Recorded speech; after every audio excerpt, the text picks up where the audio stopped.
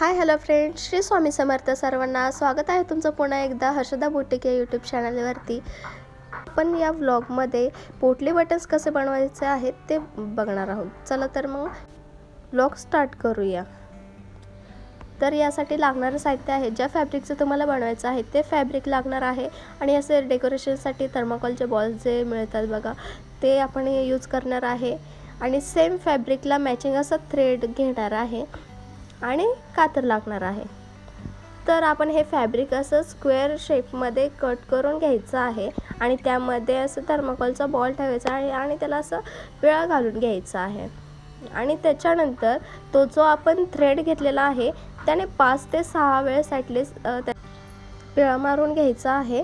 आणि त्याच्यानंतर जे राहिलेला थ्रेड आहे तो असा कट करून घ्यायचा आहे. आणि म्हणजे जास्तीचाच थोडासा कट करून घ्यायचा आहे, कारण आपल्याला त्याच्या 3 ते 4 अशा गाठी बसतील एवढं सोडायचं आहे. आणि मग गाठ मारून घ्यायची आहे.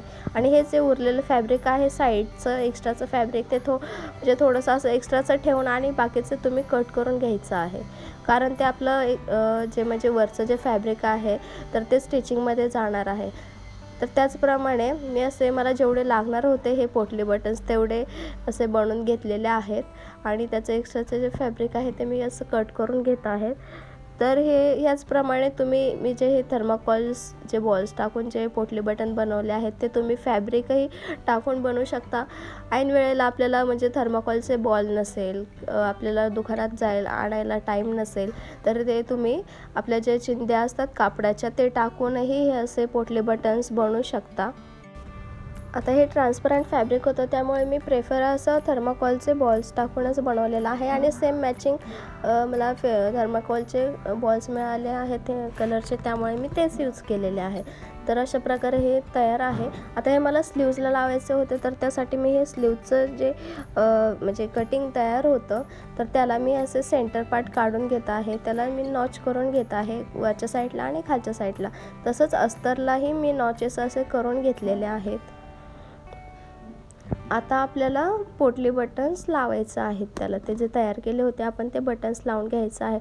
तर ते आपण आता सेंटर पार्टपासून म्हणजे आपल्याला किती इंचावरती लावायचं आहे तर आपल्या आवडीनुसार आपण ते म्हणजे कमी अंतरावरती जास्त अंतरावरती असे लावू शकतो. आपल्याला जसे हवं आहे आपल्या आवडीनुसार तसे लावू शकतो. आता मला इथे हे 1-1 इंचावरती लावायचे होते, तर त्याच्यावरती मी ती 1-1 इंचाची अशी मार्किंग करून घेत आहे. व्हिडिओमध्ये दाखवल्याप्रमाणे तुम्ही बघू शकता ही अशी 1-1 इंचाची मार्किंग केलेली आहे. आणि त्याच्यावरती मला ते पोटली बटन्स लावायचं आहे. आता हे मार्किंग करून झालेले आहे. तर आता हे आपल्याला जे पोटली बटन्स बनवलेले आहेत ते ठेवून आपल्याला स्टिच करून घ्यायचं आहे. तर तुम्हाला असं वाटत असेल की हे पोटली बटन्स आपल्याला खालच्या साईडला येणार आहेत, तर ते थर्माकोलचे बॉलची जी साईड आहे ते खाली आली पाहिजे. तर तसं म्हणजे करता येत नाही, कारण हे आपल्याला वरच्या साईडने ठेवायला लागतात. आणि मग ते स्टिच केल्याच्यानंतर कापड असं दुमटल्याच्यानंतर ती साईड थर्माकोलची जी पोटली बटनची साईड आहे ती अशी खालच्या साईडला येत असते. आता मी हे पोटली बटन घेऊन ते जे मार्क केलेलं आहे त्याच्यावरती ठेवलेलं आहे. आणि मग त्याच्यावरती अस्तर ठेवलेलं आहे. आता आपण याला स्टिच करून घ्यायचे आहे.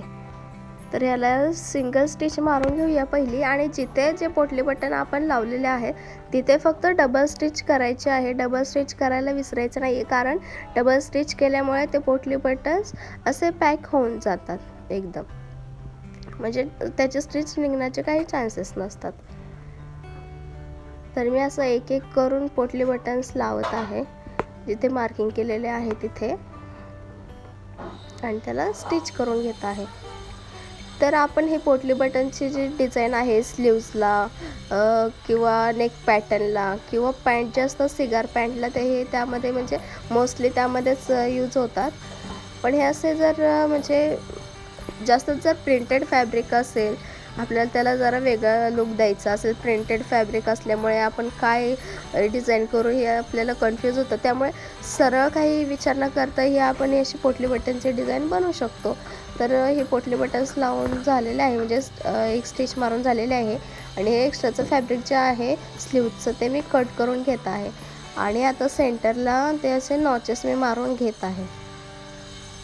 कारण की आपल्याला ते फॅब्रिक असं पलटी करून मग त्याच्यावरती स्टिच मारून घ्यायचे आहे त्याच्यासाठी.